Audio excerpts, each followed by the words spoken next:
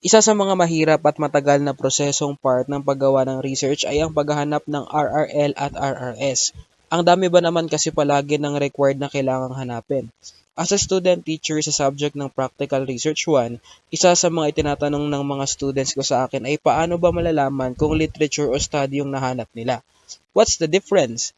Well, stay tuned because that is what we're going to discuss in this video.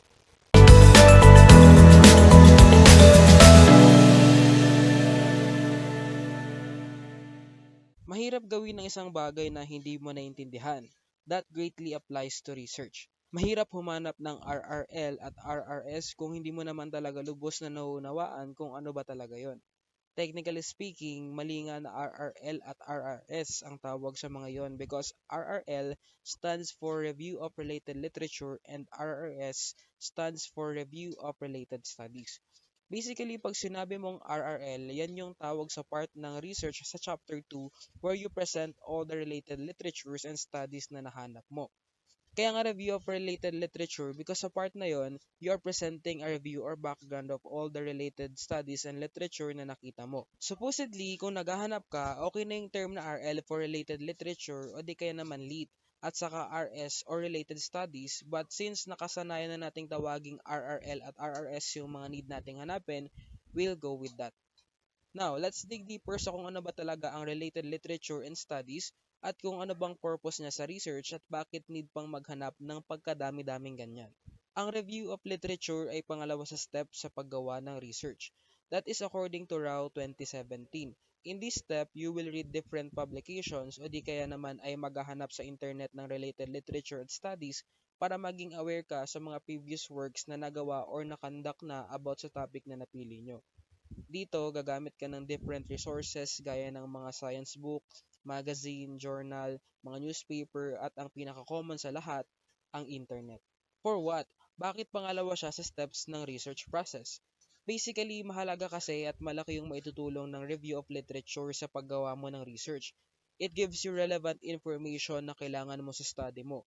Nagbibigay ito ng background information kung ano na ba yung kalagayan ng study na gusto mong i-conduct and it helps you become aware kung ano pa ba yung need mong gawin.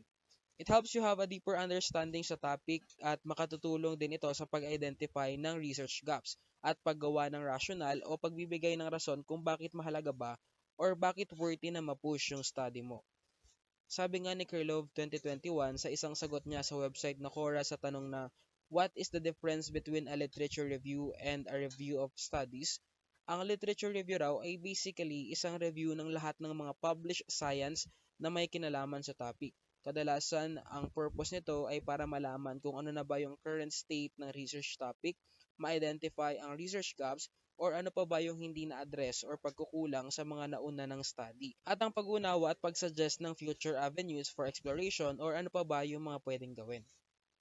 Now that you already know the purpose and importance of review of literature, proceed naman tayo sa difference ng literature at study.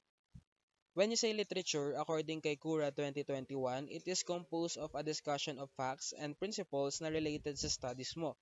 Take note, facts pa rin siya, hindi man siya study na nag-undergo ng scientific and systematic process. Meanwhile, ang study naman ay mga research papers, literal na mga thesis, complete yan with chapters 1 to 5 o di kaya naman naka-IMRAD format, meaning makikita mo yung parts na introduction, methods, results, and discussion. These are parts na not necessarily found sa mga usual na literature. Moreover, mapapansin mo rin yung difference nila when it comes sa authors. Ang literature, ang authors niya ay usually mga journalists or any official kung saan nagpe-present sila ng mga opinion that matters at saka facts pa rin yung pinapakita nila. Because they are relevant, it affects the opinion and thinking of the masses, which means worthy siya to be used as reference sa research. On the other hand, ang study naman ay basically authored ng mga researchers.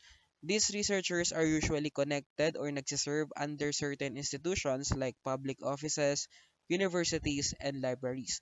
Basically, mapapansin mo kaagad kung literature or study ba yan, depende sa source nila or saan sila nakapublish or post. 'Di ba usually naman naghahanap tayo sa internet lang. Basically, pag literature, mahanap mo yan sa Google. Pag study naman, you mostly use Google Scholar. Kapag study, ang common websites niya, ResearchGate, ERICS, websites na may journal, sa name, and so on. Furthermore, mas formal and academic yung tone ng studies kaysa sa literature. Though both literature and studies are factual, ang studies ay may sinusunod na process at format, while ang literature mas free siya depende sa author. To further understand the two, let's look at some examples from Research Guru on YouTube. Examples of literature: books, newspaper, magazine, blogs, video documentaries, laws, and encyclopedias. Basically, self-explanatory na ang mga ito. Example ng literature ay mga books na related sa study nyo, mga newspaper, or kahit online news websites na related at magagamit mo as reference sa study nyo. Mga magazine na may articles na related sa study nyo, even vlogs or video documentaries on YouTube are examples of literature, which means you can transcribe and paraphrase some parts of it na pwedeng reference sa study nyo as long as they are properly cited. Isa pang example ay laws, which you can use sa rational and introduction ng study nyo to serve as a proof or legal basis to give background and explain the inspiration or the concept behind your study. This can be in the form of Republic Acts, memorandums, and orders. Finally, even encyclopedias can be sources of related literature. When it comes sa examples naman ng studies, based pa rin kay Research Guru, ang examples naman natin ay number 1, undergraduate researches. This refers to the investigative projects conducted by undergraduate students, typically with the guidance of a faculty mentor. These projects aims to contribute original knowledge to a specific field, even if on a smaller scale compared to professional research. These are works of college students who are still earning their bachelor's degree. Basically, ito yung mga research na gawa ng college students na di pa tapos sa bachelor's degree. Next is master's thesis, a significant piece of written research required for many master's degree programs. It's essentially an extended academic paper that demonstrates a student's ability to conduct independent research, analyze information, and contribute to their field of study. Ito naman gawa ng mga nagma-master's degree. Next is doctoral dissertations. A dissertation is the culminating requirement for a doctoral degree, PhD, EDD, etc. It's the ultimate test of students' ability to conduct independent, original, and in-depth research. Still the same pero gawa naman ito ng mga kumukuha ng doctoral degree and mas malalim siya. Next is institutional researches.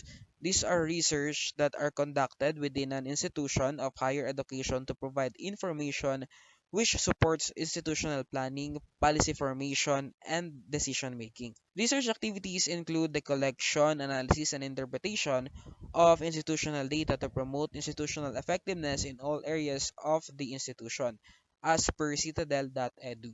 Ito naman mga sponsored ng higher education institutions like the UP, PUP, and other big universities. Finally, journals. Research journals are specialized publications that focus on disseminating new and original research findings. They act as primary channel for scholars to share their work, get feedbacks from colleagues, and contribute to the advancement of their respective fields. Yung journal naman basically collection ito ng iba't ibang mga research papers or articles.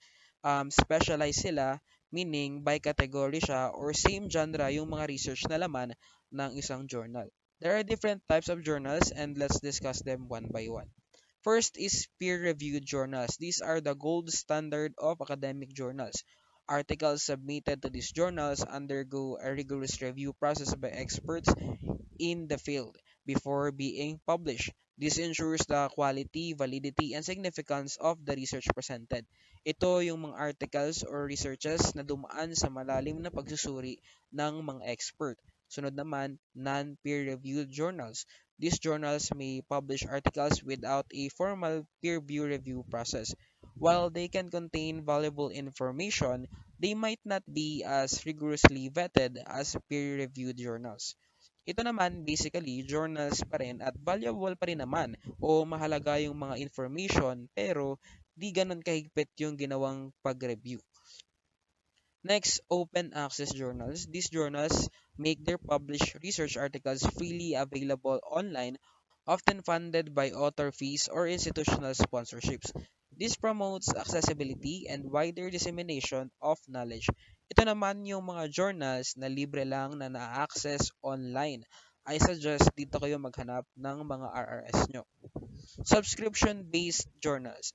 Access to these journals typically requires a paid subscription.